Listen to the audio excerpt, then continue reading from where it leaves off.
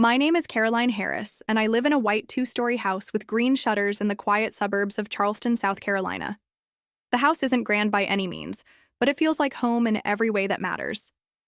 It has a wraparound, porch that creaks under your feet, the kind that makes every step sound like a memory. In the evenings, when the sun dips low and the air turns heavy with the song of cicadas, I sit out there with a glass of iced tea and breathe. It's the kind of simple joy that only comes with age, the kind of peace you learn to appreciate after years of storms. At 44, my struggles are small compared to the ones I carried in my younger years. Lately, the thing that preoccupies me most is the stubborn 5 pounds that cling to me every holiday season. Every year, it's the same story. From Thanksgiving through New Year's, I indulge in pecan pie, buttery casseroles, Christmas cookies, and rich eggnog. By January, my jeans feel tighter, and by spring, I've convinced myself I'll lose the weight. It sounds trivial when I say it out loud, almost laughable. But in some ways, it's symbolic. Those pounds remind me how quickly little things can build up until you feel burdened. And yet, when I think back to my 20s, I realize that weight was never the real burden in my life. Back then, what weighed me down was not on my body, but on my heart. It was the choices of my family, the betrayals I never saw coming, and the heartbreak of realizing that blood ties don't always equal love. I was 23, fresh out of the University of Virginia with my degree tucked neatly under my arm, my first job secured at a local law office, and my future shining like a clean page waiting to be written on. My salary was $38,000 a year, which felt like a fortune at the time.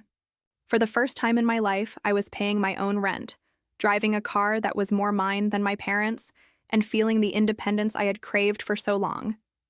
But the greatest treasure of that period wasn't the job or the money. It was Matthew Green. Matthew and I had been together since my sophomore year of college. He wasn't the loudest man in the room, nor was he the one who drew every eye when he walked in. But what he had was better. He was steady, thoughtful, and endlessly kind. He had a way of making me feel like the only person in the world worth listening to. He was the type who opened doors without making a show of it, who remembered to ask about your sick coworker, who made you laugh when you didn't even want to smile. By 23, we had been together 5 years, and I was certain he was the man I would marry. I remember the night I told him so. We were sitting on the old wooden steps outside my apartment in Charlottesville. The summer heat was thick, and the cicadas hummed in the background. I leaned my head against his shoulder and whispered, "I think you're it for me." He laughed, softly kissed the top of my head and said, "Good, because you're it for me too." It wasn't dramatic, it wasn't flashy, it was simple, sure, and absolute. That was the kind of love we had, quiet but unshakable. My parents had heard of Matthew but hadn't met him in person yet. We both knew that the time was coming for a formal introduction. It felt monumental in that way milestones do, like crossing an invisible threshold into adulthood. Matthew was working as a financial assistant at the time, earning a modest salary of $42,000. But he had plans for graduate school and a future he was eager to build. He wasn't wealthy, but he was hardworking, and to me that meant more than any number in a bank account. When I called my parents to tell them we were coming down for a weekend in Richmond, they sounded pleased. My father, always practical, asked questions about Matthew's work and family. My mother wanted to know what he liked to eat, as if a roast chicken versus a pot roast might determine the outcome of his entire visit. My sister Laura said little. At the time, I thought she was just busy. Looking back, I realized she was already calculating something I couldn't imagine. The days before that visit felt electric. I picked out my nicest dress, a soft navy blue with a cinched waist that made me feel both professional and feminine. Matthew pressed his shirt and polished his shoes. He was nervous, though he tried to hide it behind his calm smile. "They'll love you," I reassured him. "What's not to love?" He grinned, kissed my cheek, and said, "Well, as long as they love you, I'll be fine."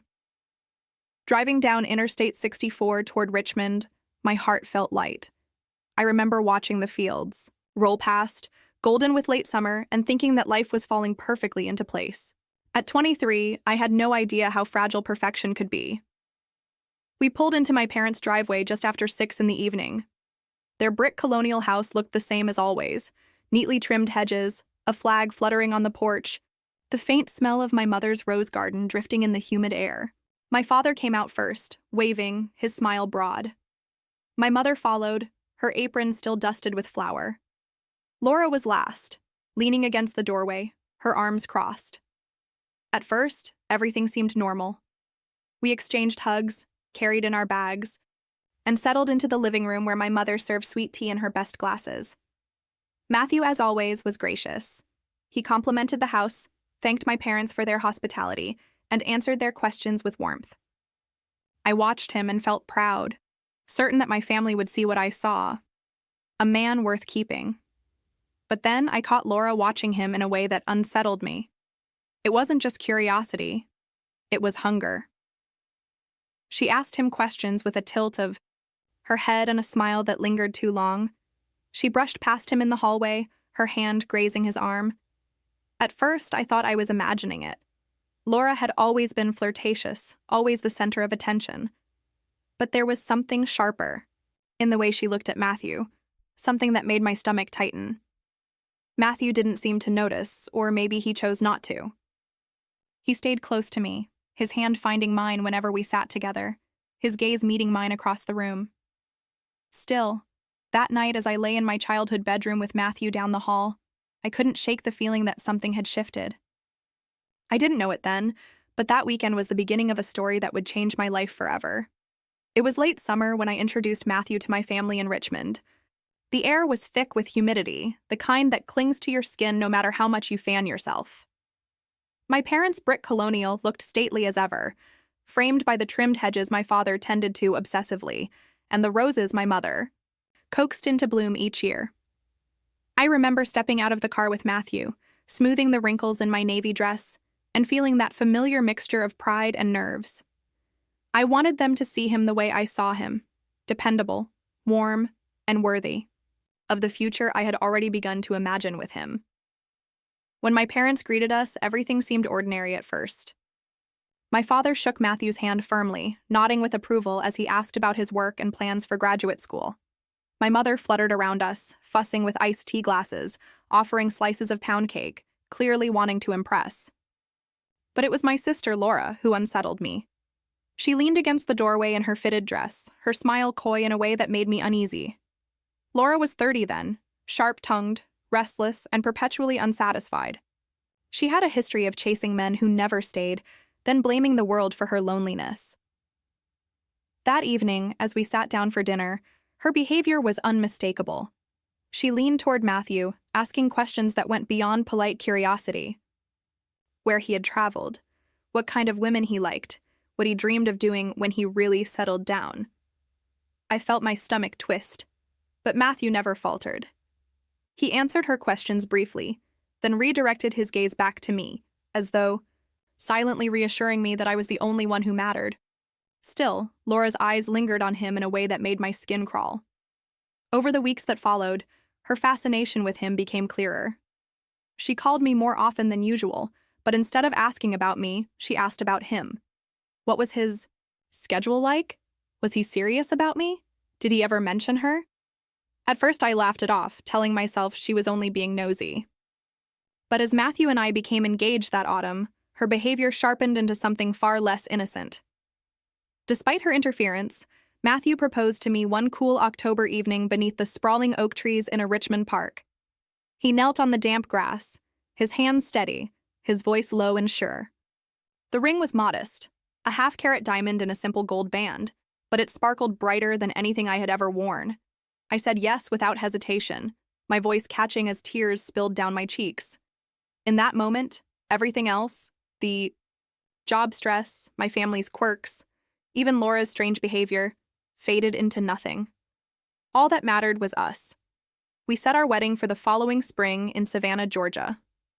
I had always dreamed of a southern wedding, beneath trees draped with Spanish moss, the air filled with jasmine, and the charm of old brick streets beneath our feet. My in-laws, Henry and Margaret Green, threw themselves into the preparations, offering advice, financial help, and endless encouragement. They promised to cover the cost of the rehearsal dinner, nearly $6,000 at a beautiful riverfront restaurant. And Margaret even offered me her lace veil, passed down through 3 generations. Their support was unwavering, and it filled the void my own family left. But the closer we came to the wedding, the more erratic Laura became. She started making offhand remarks. "Are you sure Matthew is really in love with you?" Or, "Some men don't settle for just one woman." At first, I tried to brush it aside, but each comment chipped away at me. I wanted my family by my side on my wedding day, but I began to sense a storm gathering. The night before the ceremony, the storm finally broke. We were staying at a historic inn in Savannah, its wooden floors polished to a mirror shine, its hallways echoing with laughter from other wedding parties. My dress hung in the closet, ivory satin with lace sleeves, the most beautiful thing I had ever owned. I was sitting on the bed, practicing deep breaths, when the knock came at my door. It was Laura, her eyes red and wild. She didn't waste time with pleasantries. She said she couldn't bear to see me marry Matthew, that she loved him herself, that it was unfair for me to take him when she had nothing. Her words were sharp, desperate, spilling over one another. I sat frozen, my heart pounding, my mind refusing to believe what I was hearing. When I told her firmly that Matthew loved me, not her, she broke down in sobs, rushing to my parents' room. Within an hour, my parents came to me as well. Their faces were grim, their voices quiet, but their words cut deeper than I thought possible. They told me they couldn't attend the wedding, not because they disapproved of Matthew, but because they felt they had to support Laura in her pain. My mother, wringing her hands, said she hoped I understood. My father said he loved me, but that family had to come first. I stared at them, stunned, my throat closing as if invisible hands were tightening around it. Family had to come first, they said. Yet I was their family too. Why did her pain outweigh my joy? Why was her selfishness rewarded with loyalty while my love was abandoned? That night, I sat in my room staring at the dress hanging from the closet door, the ivory fabric, glowing faintly in the lamplight. I felt like a little girl again, small and unwanted, desperate for approval I would never receive. The tears came in waves, and I pressed my face into the pillow to keep from waking Matthew. But Matthew wasn't asleep. He came in quietly, sat beside me, and took my hand. "We don't need them," he whispered. His voice was steady, though I could see the anger simmering beneath his calm. "Tomorrow, we marry. And that's all that matters." The next morning, the wedding went on, as planned. Henry and Margaret stood tall beside us, their pride filling every space my parents left. The Grecian columns of the old church gleamed white against the blue sky, the air fragrant with lilies and magnolias. Matthew looked at me as though nothing else existed, his eyes steady, his vows spoken with a conviction that melted every fear. It wasn't the celebration I had once imagined. There were empty seats where my parents and sister should have been, and I felt their absence like a shadow over the day. But when Matthew slipped the ring onto my finger, and when we walked back, down that aisle together to the sound of applause from his family and our friends, I realized something important. Family isn't about blood. It's about choice. In that moment, I chose Matthew. I chose the family who chose me. And though the betrayal of my parents and sister would linger like a scar, it was also the beginning of my freedom. The first step toward building a life rooted not in obligation, but in love. After the wedding, Matthew and I moved forward with a determination that came from having survived the worst kind of betrayal. We had stood together in the face of abandonment, and that had forged something unbreakable between us. We didn't have much to our names at the start. His modest savings, my entry-level salary, and a few gifts from his parents. But what we did have was enough. Each other. We spent the first year of our marriage in a small apartment in Charlotte, North Carolina. It wasn't much, just 2 bedrooms, creaky floors, and a balcony that looked out over the parking lot, but it was ours. Rent was $1,200 a month, which sometimes felt like a mountain with all the other bills, but we managed. I remember the joy of decorating that little space, hanging mismatched curtains, and painting one of the walls a warm yellow, even though the landlord wasn't thrilled. I wanted it to feel like a home, not just a stopover. And every night when Matthew and I curled up on our worn sofa with takeout Chinese and reruns of old sitcoms, I felt richer than I ever had in my parents' house. Within 2 years, we began dreaming bigger. Matthew had been promoted to financial analyst at his firm, and his salary climbed close to $90,000 a year. I was still at the law office, working my way up steadily, eventually earning $65,000. It wasn't extravagant, but together it was enough to think about buying a home. That dream became real when Henry and Margaret, my in-laws, who had become like a second set of parents to me, handed us a check for $10,000. For the down payment, Margaret said, her voice thick with emotion. Every young couple deserves a place to plant roots. With their help, we purchased a gray colonial-style home on a quiet street in Charlotte for $420,000. The day we signed the papers, my hands shook as I wrote my name. The mortgage payments loomed large, but when we walked through the front door, I knew we had made the right decision. The house had 4 bedrooms, a backyard shaded by a towering oak tree, and a wide front porch where I could already imagine sipping coffee on spring mornings. It wasn't just a house. It was a promise of stability, a place to build the family we longed for. Life quickly filled the rooms. The following April, on a rainy morning when the skies opened as though the heavens themselves were crying, I gave birth to our son, Daniel. I still remember the weight of him in my arms for the first time, his tiny fists clenched, his cries strong and insistent. Matthew stood beside me, tears running down his face as he whispered, "We did it. He's ours." 3 years later, our daughter Grace arrived, bright-eyed, with a laugh that seemed to bubble up from her very soul. From the moment they were born, my world expanded in ways I hadn't thought possible. Motherhood was exhausting, yes, but also transformative. The sleepless nights, the endless diapers, the endless worry. None of it mattered when Daniel's little hand grasped mine, or when Grace's laughter filled the house. Matthew was a hands-on father, the kind who came home from long days at work and immediately scooped the children into his arms. Together, we built routines. Saturday mornings at the farmer's market, bedtime stories read by the soft glow of the nightlight, family dinners where we shared not just food, but the details of our days. Holidays became especially meaningful thanks to Henry and Margaret. Every Thanksgiving, they hosted us in their spacious dining room, filling the table with roasted turkey, stuffing, sweet potatoes, and Margaret's famous pecan pie. The children adored their grandparents, who doted on them shamelessly, Daniel, always left with some new toy car, and Grace with a doll or dress. In those years, I realized that family doesn't always come from blood. Sometimes it comes from the people who choose to love you fiercely and unconditionally. And yet, despite all the joy, a quiet ache lingered. During those years, through Daniel's first steps, Grace's first words, birthdays, Christmas mornings, and even the birth announcements I mailed out, there was no word from my parents or Laura. Not a card, not a phone call, not even a passing acknowledgement. It was as if I had been carved out of the family tree and erased.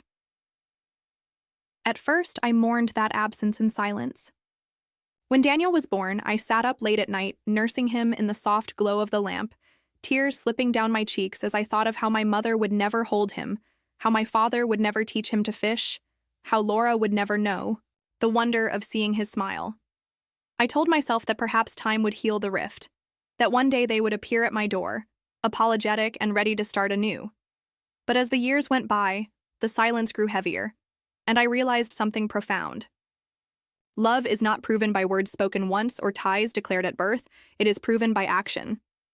And by that measure, my parents and sister had failed me utterly. Matthew reminded me often, in his steady way, that we weren't missing anything. "You have me," he would say, kissing my forehead. "You have Daniel, Grace, and my parents. That's all we need." He was right. The life we were building was full and rich, even without the ones who had abandoned me. Still, some nights, as I tucked the children into bed, I couldn't help but wonder if the ache would ever truly fade, and then nearly 15 years after they had walked out of my life, they appeared again. It was an ordinary Saturday afternoon. The children were in the backyard, chasing each other around the oak tree, their laughter spilling through the open windows. I was in the kitchen preparing lemonade, humming to myself, when the doorbell rang. I wasn't expecting anyone, and Matthew was upstairs fixing a leaky faucet, so I wiped my hands on a towel and went to answer it. When I opened the door, my breath caught. There they stood, my parents and Laura. Time had not been kind to them. My mother looked older, her once meticulously styled hair now streaked with gray and pulled back in a tired bun. My father's posture had stooped, and the lines on his face seemed carved from years of worry. But it was Laura who struck me most. She looked worn and bitter, her beauty faded, her eyes shadowed with desperation. She was still single, still alone, and still, it seemed, unable to move past what had happened all those years ago. They didn't ask how I was. They didn't ask about Daniel or Grace. They didn't apologize for the wedding, for the years of silence, for the gaping wound they had left in my life. Instead, they came with a request so outrageous, so absurd, that for a moment I thought I must be dreaming. Laura, her voice trembling but insistent, said she wanted Matthew, not just his attention, not just some part of him, but all of him. She wanted me to hand over my husband, as though he were a prize she had been denied, as though my marriage, my children, my life could be undone and transferred to her. My parents, standing behind her, nodded with solemn expressions, as though they truly believed this was a reasonable demand. I stood frozen in the doorway, the weight of their words sinking in. After 15 years of absence, after abandoning me on the most important day of my life, they had returned not to make amends, but to take away the very foundation of the life I had built. In that moment, I felt the old ache in my chest flare into anger, sharp and hot. But beneath it, there was also clarity. This was no longer about seeking their approval or longing for reconciliation. This was about protecting what I had built, my marriage, my children, my happiness, from the same people who had once tried to destroy it. And as Matthew came down the stairs and stepped beside me, his hand finding mine, I knew one thing with absolute certainty.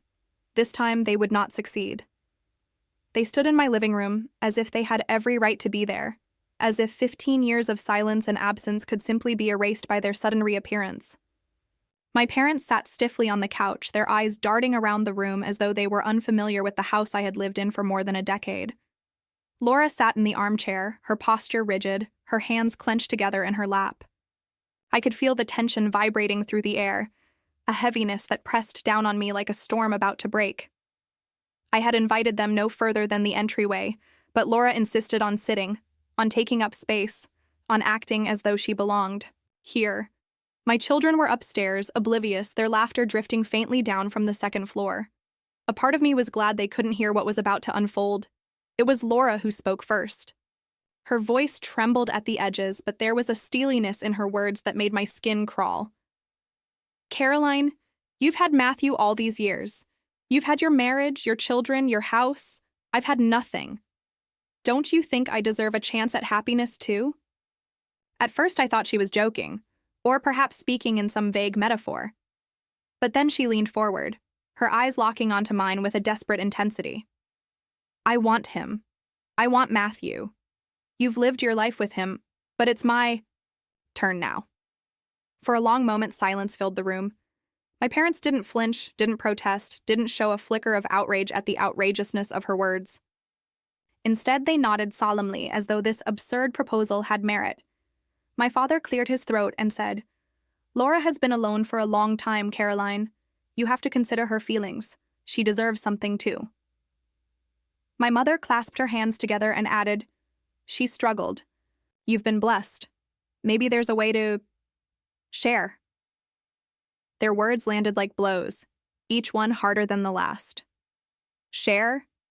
As if my husband, the father of my children, could be passed around like an heirloom or divided like an inheritance. My blood boiled, but I forced myself to stay calm. My instinct screamed to throw them out immediately, but another part of me wanted them to hear, once and for all, how deranged and cruel their choices had become.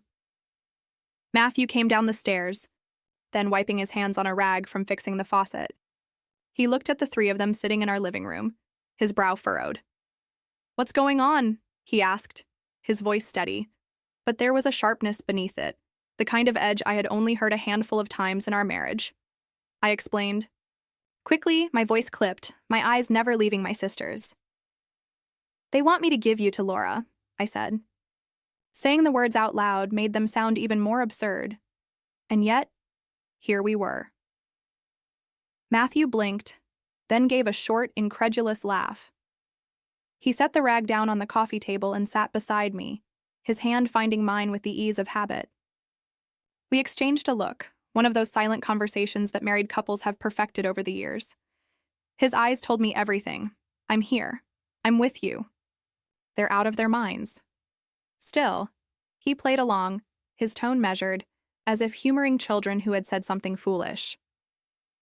And how exactly would that work, Laura? He asked.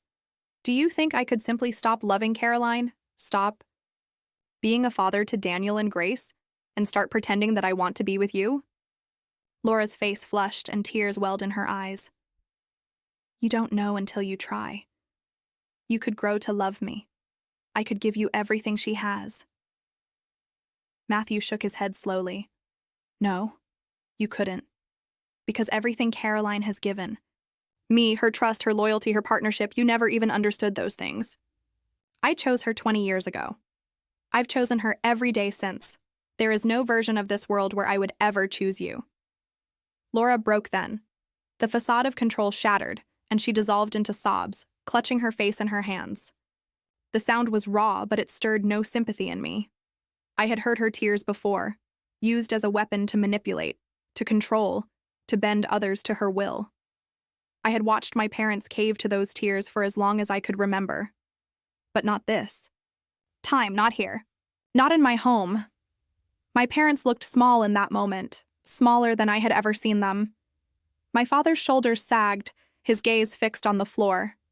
My mother wrung her hands, her lips trembling as though she wanted to say something but couldn't find the words. Perhaps they were realizing finally what their years of indulgence had cost. Perhaps they saw, in Laura's desperation and my steel, the wreckage of their favoritism. I stood then, my voice steady in a way that surprised even me. This is my family, I said firmly, sweeping my gaze across the room. Matthew, Daniel, Grace, and Henry and Margaret, you had a place here once, but you threw it away. You abandoned me on the most important day of my life, and you've ignored me ever since. And now, you show up at my door not to apologize, not to make amends, but to try to take away the life I built without you. I took a breath, my hands, trembling slightly but my resolve unshaken. Don't come back. Don't call. Don't write. I am done. My children will never know you as grandparents because you have never acted like them. My husband will never be yours because he has always been mine, and I will never again give you the chance to hurt me. The words hung in the air, sharp and final. Laura sobbed harder. My parents looked stricken, but I felt a lightness in my chest, as though a weight I had carried for years had finally been set down. For so long, I had mourned their absence, longed for their love, tried to understand their choices. But in that moment, I saw the truth clearly. They had made their decisions long ago, and I had wasted too much of my life hoping they would change. Matthew stood beside me, his arms slipping around my shoulders. You should go now, he said quietly, but there was no mistaking the firmness in his voice. They left without another word. I closed the door behind them, the sound of it clicking shut, echoing like a final chapter closing. I leaned against the door for a moment, my breath shaking, tears pricking my eyes, not tears of grief this time, but of release. When I turned, Matthew was there, pulling me into his arms. It's over, he whispered into my hair. You don't owe them anything anymore. And he was right. That night, after the children were asleep, Matthew and I sat on the porch beneath the soft glow of the porch light. The cicadas sang in. The trees and the summer air was heavy with the scent of honeysuckle. We held hands in silence, savoring the peace that comes after a storm. For the first time in years, I felt truly free. Today, I live my life without looking over my shoulder. I laugh in the kitchen with Daniel and Grace as we bake cookies. I walk hand in hand with Matthew down quiet neighborhood streets, and I sit with Henry and Margaret on Sunday afternoons, sipping sweet tea and talking about nothing and everything. My family is here, in the faces of those who choose me, who love me, who stand with me. Blood ties may bind us at birth, but they mean nothing without loyalty. My past may be tangled in betrayal, but my present is a tapestry woven with joy, love, and unshakable happiness. And that, I have learned, is all that truly matters.